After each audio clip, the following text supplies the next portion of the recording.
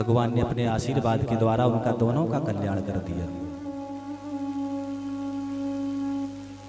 एक मनवंतर में भगवान ने समुद्र मंथन कराया। जैसे ही समुद्र मंथन हुआ तो बासुकी नाग को रस्सी बनाया गया।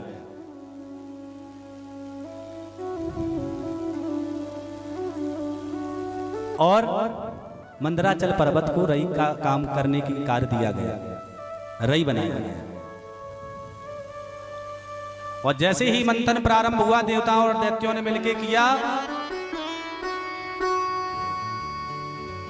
बासुकी नाग की फुसकारों से शरीर जलने लगा दैत्यों का।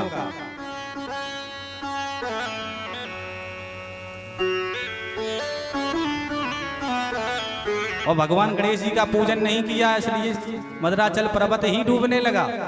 तो भगवान ने कच्छप रूप धारण करके उस मदराचल को अपने ऊपर धारण कर लिया। बोलिए कच्छप भगवान की जय हो।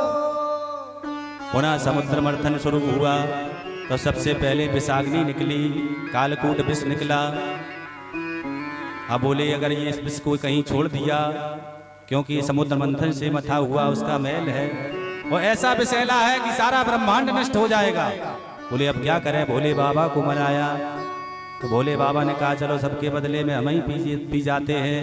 तथा करतली कृत्या व्यापी हाला हलम विषम अवक्षयन महादेवा कृपया भूत भावना, कृपया भूत भावना। समस्त जगत का कल्याण करने के लिए भोले बाबा ने विष का पान कर लिया और साधुओं का एक आभूषण बन गया।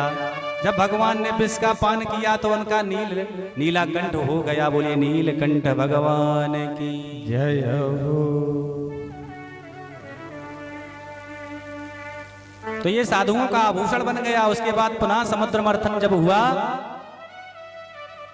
तो कामधेनु गाय निकली जो ऋषियों को प्रदान कर दी। ऐरापत हाथी निकला जो इंद्र ने ले लिया। उसके बाद में कौस्तुभ मणि निकली जो भगवान श्रीमन नारायण के हृदय में धारण की गई, कंठ में धारण की गई। उच्च श्रवा घोड़ा निकला जो राजा बलि ने लिया। और अब की चंद्रमा निकले जो महादेव के मस्तक में विराजमान हुए, इसलिए भोलेनाथ चंद्रमौली कहलाए। अब की बार समुद्र मंथन होते ही ततश्चाभिर्भू साक्षात् श्री रमा भगवती परा रंजयंती दिशा कांत्या विद्युत सौदामणि यथा। साक्षात महालक्ष्मी समुद्र से प्रकट हो गई। बोले लक्ष्मी मैया की।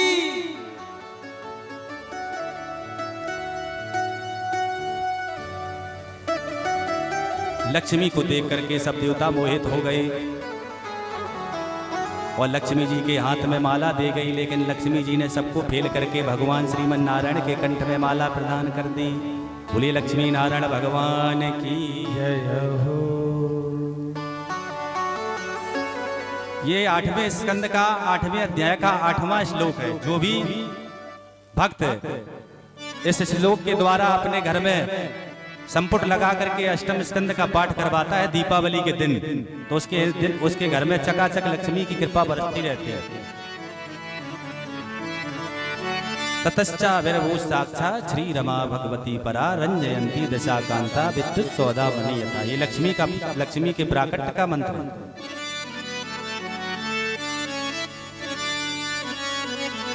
और फिर समुद्र मंथन हुआ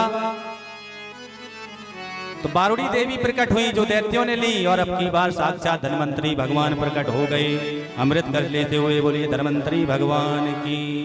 तो जैसे ही अमृत का कलश देखा तो दैत्यों ने झपट लिया, झपट्टा मारा और भाग गए।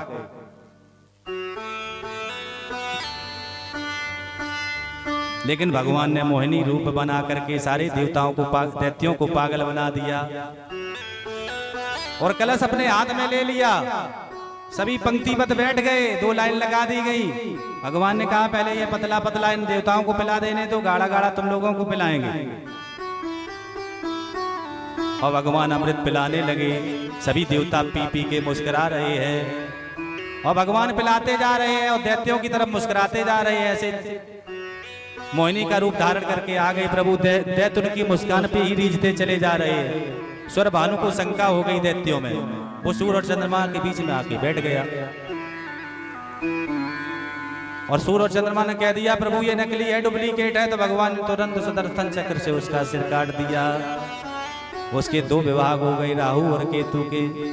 इसीलिए राहु केतु के परेशान करने लगे, क्योंकि अमृत पान कर चुके हैं। दैत्य थे लेकिन अब देवताओं में गिने जाते, अमृत पी लिया।